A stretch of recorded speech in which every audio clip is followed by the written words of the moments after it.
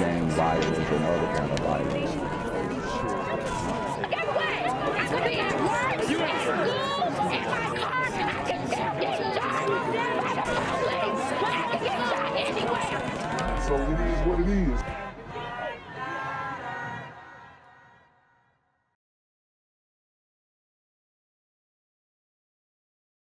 What's good, Shadow Realm? It's the Black Gen Z Mindset. Make sure you go ahead and like, comment, share, subscribe. Let's get into the video. Yeah, Tracy, just a few hours ago, the district attorney said that even though no charges have been filed in either of those incidents, the investigation is rigorous. He called this weekend's surge in violence disturbing and disappointing. Others feel that way too. We want to warn you, though, the video you're about to see in this story may be disturbing to some viewers.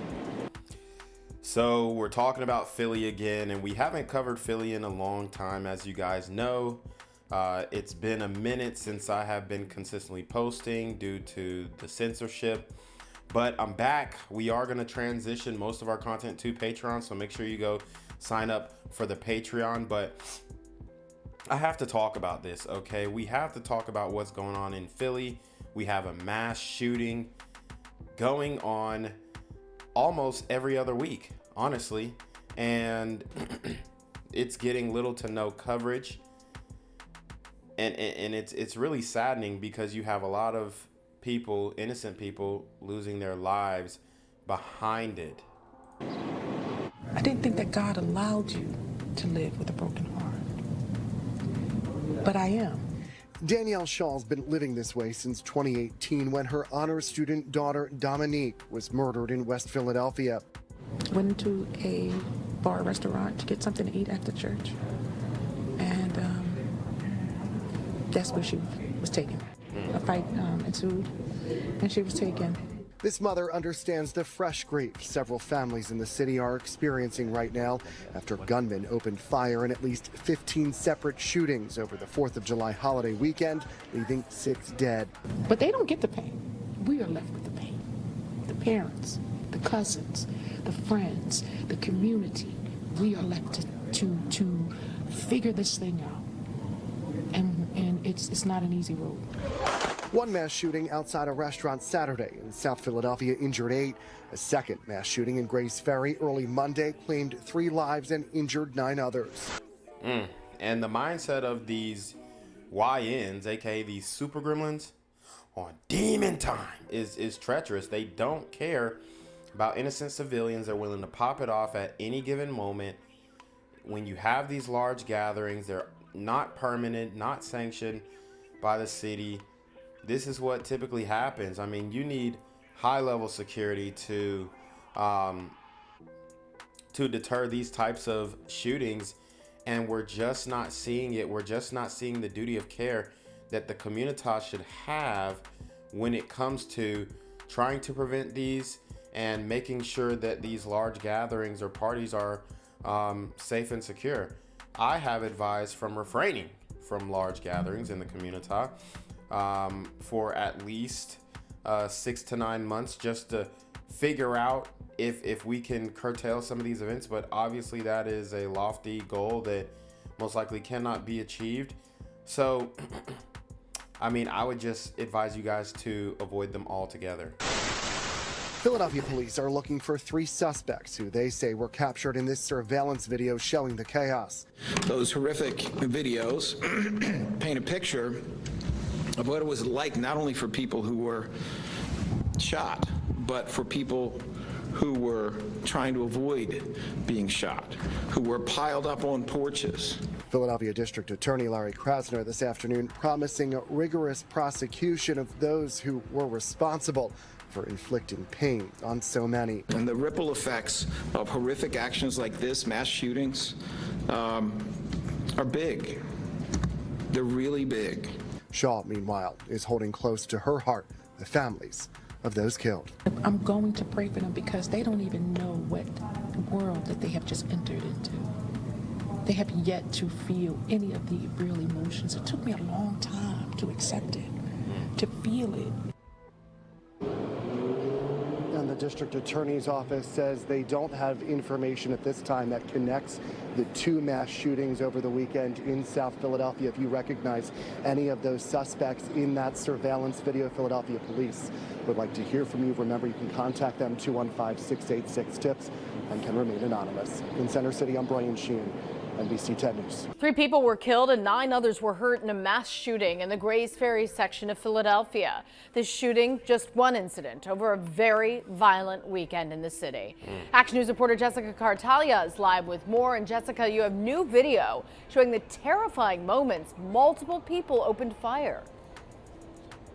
Now, Sarah, that video is incredibly difficult to watch. It's just hard to fathom that something like that could happen.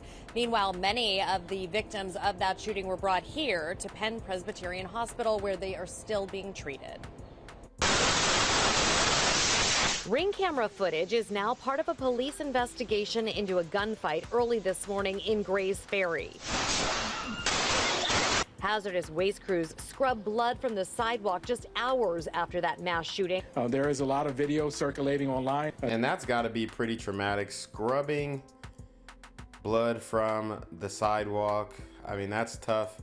And you have this happening in the community almost every single day.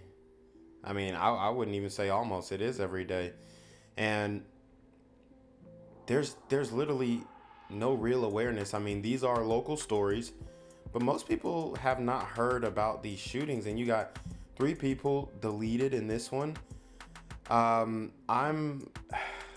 pretty sure that you know, we have gone to a point or gotten to a point that is difficult to come back from. And my thing is, I thought that we were going to have a bigger and better clampdown with the Trump administration, but it doesn't seem like that is a focus. I believe that, you know, the homicides have gone down compared to last year by this time, but it still feels like the community is on fire because these super gremlins are on demon time. It's pretty much a horrific scene.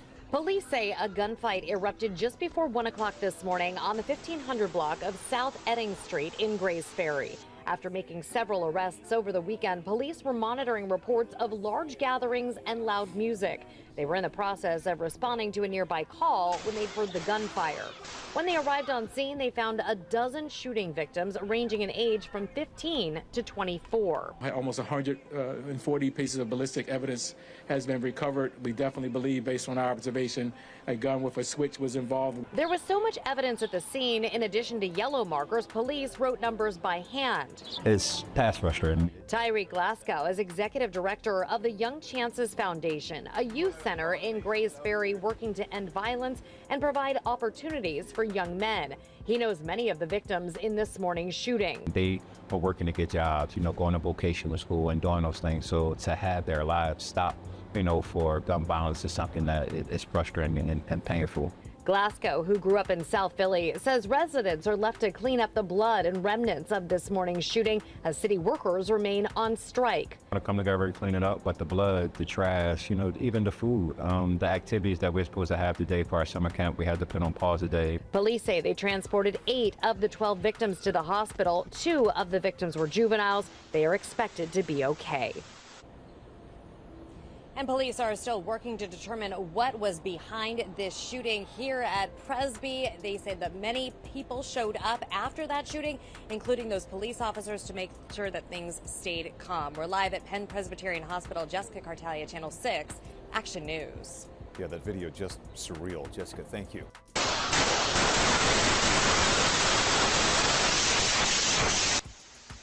This mass shooting rocked a neighborhood, sending shockwaves and terror as people scrambled for cover when more than 100 bullets were fired.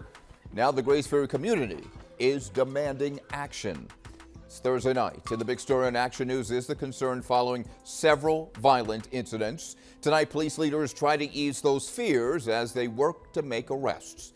Action News reporter Leland Pinder is live at police headquarters tonight with more. Leland.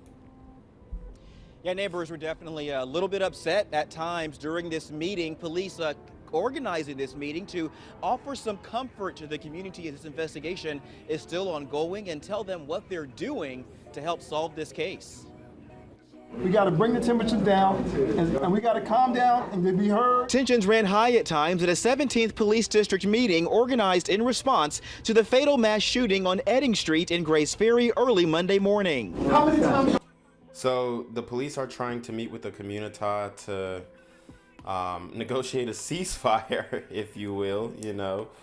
And the community is upset because they feel like the police aren't doing their jobs, and we all know that this operation is a top-down thing.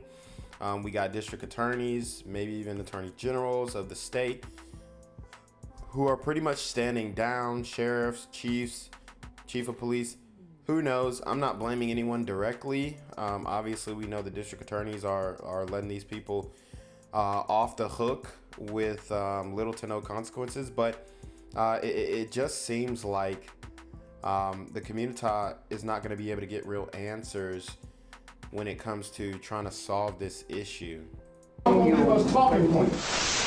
Multiple people were shot and 3 were killed. The hail of rapid gunfire caught on video. I was horrified. My first thought was, how does our young people have access to such weapons? Philadelphia Police Inspector Jamil Taylor said generational neighborhood beefs are at play, and their #1 focus is preventing retaliation in addition to making arrests. We'll certainly make an arrest as fast as we can because we know that what went down shouldn't have gone down. We know that people are living in fear because of what happened. In the meantime, this meeting was scheduled to provide resources to the community in the wake of the violence and answer questions.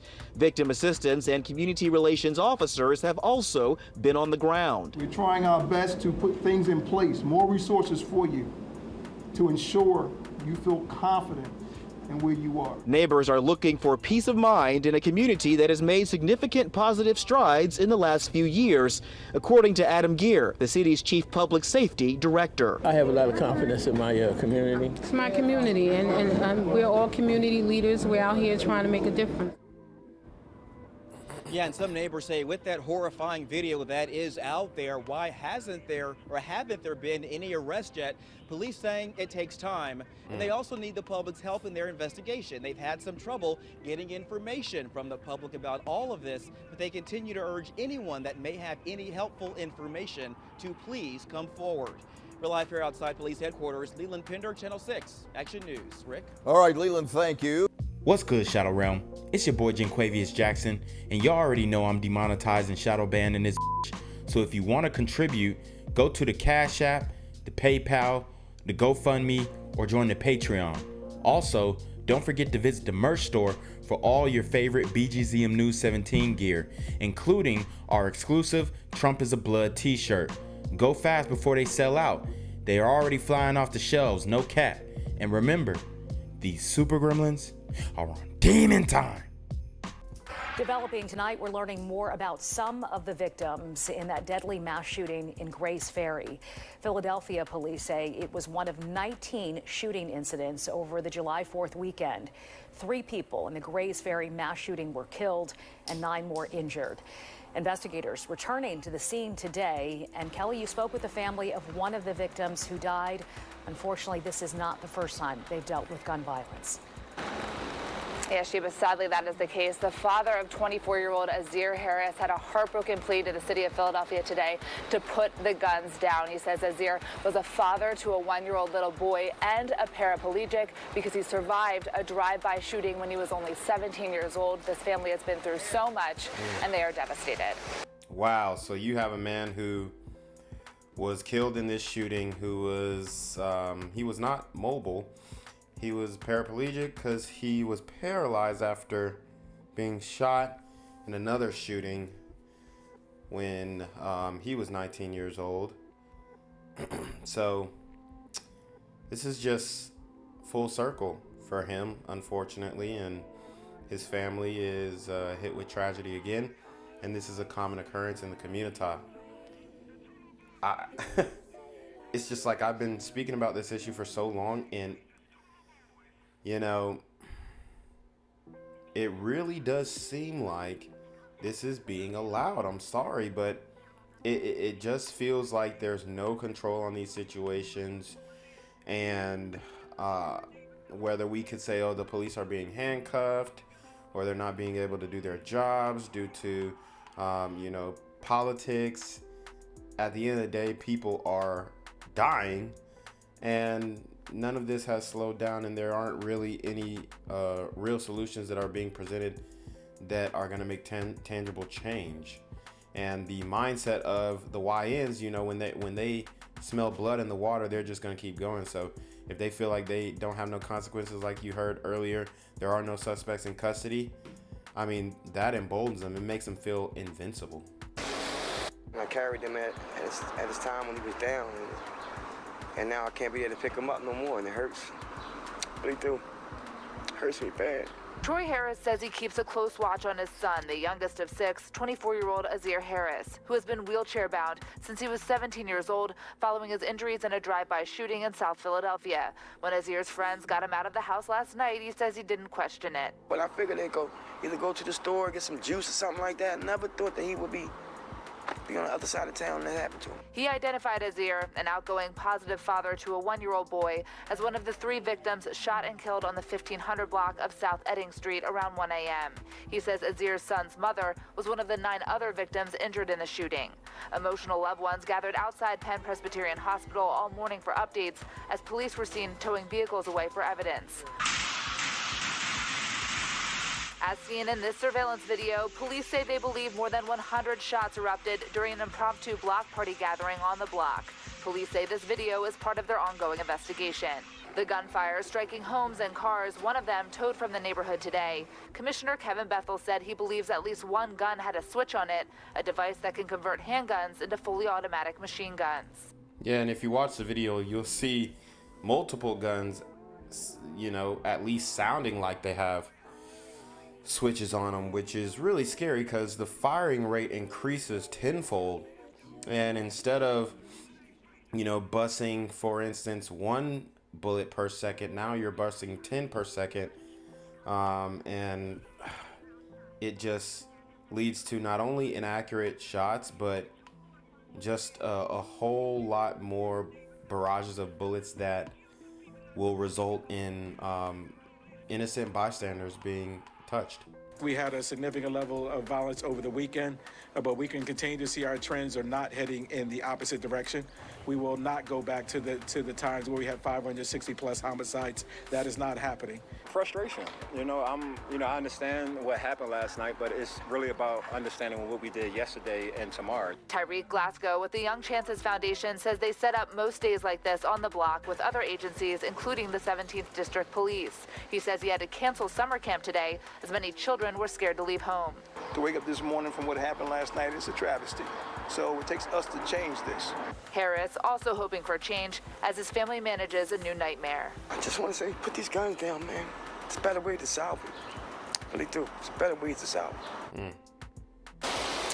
Commissioner Bethel did say today that officers were in the area of South Edding Street earlier in the night for what he calls a pop-up event. He said they took care of that, and at one point they were pulled a few blocks away for another incident, and that's when he says the gunfire erupted.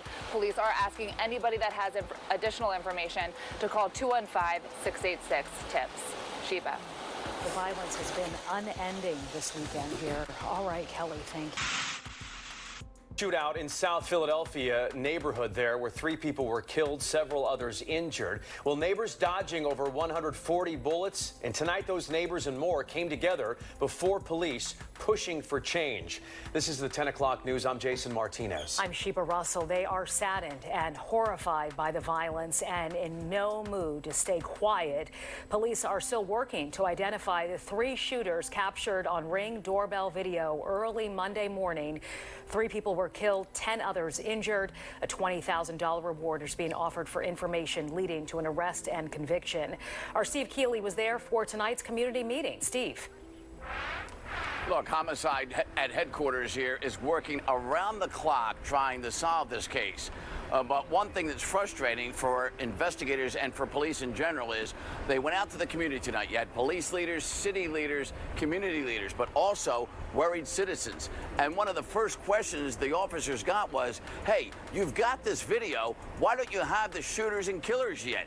And the police had to kind of calmly explain to them, hey, look, in reality, life is a whole lot different than a 1-hour episode of Law and Order. Hate so strongly that we're willing to take a life. And looking at that video, really, we should be ashamed of ourselves.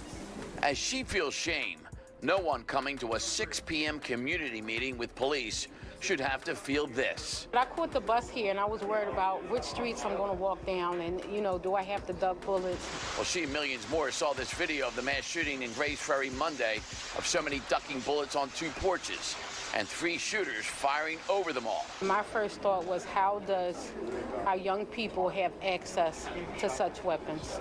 So we're seeing a little bit more from this community meeting, and the communitized, you guys can see, they're completely clueless, honestly. We don't know how they're getting the guns. Well, they're acting like they're clueless. We don't know how they're getting the guns. We don't know how they're doing this and doing that.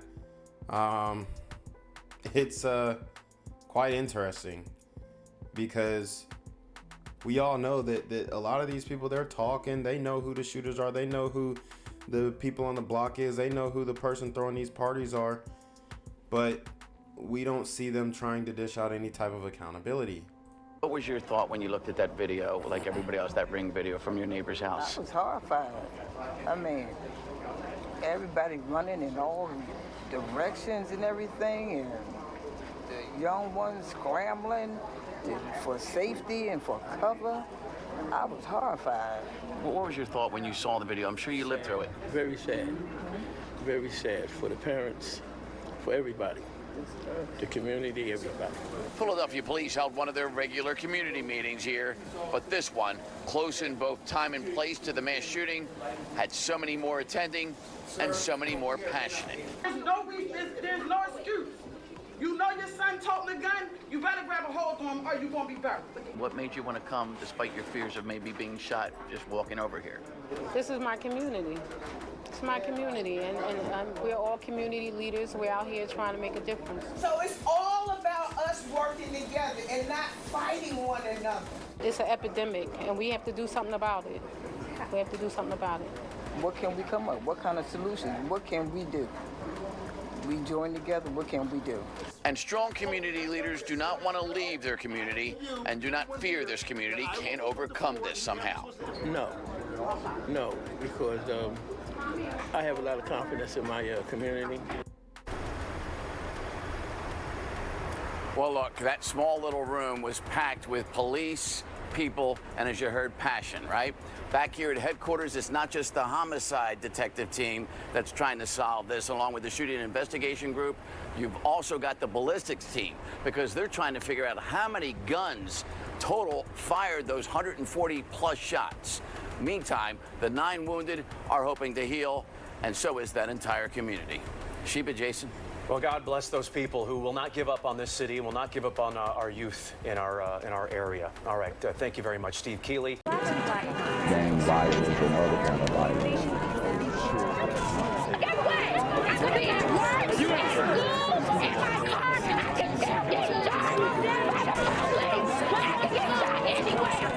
So it is what it is.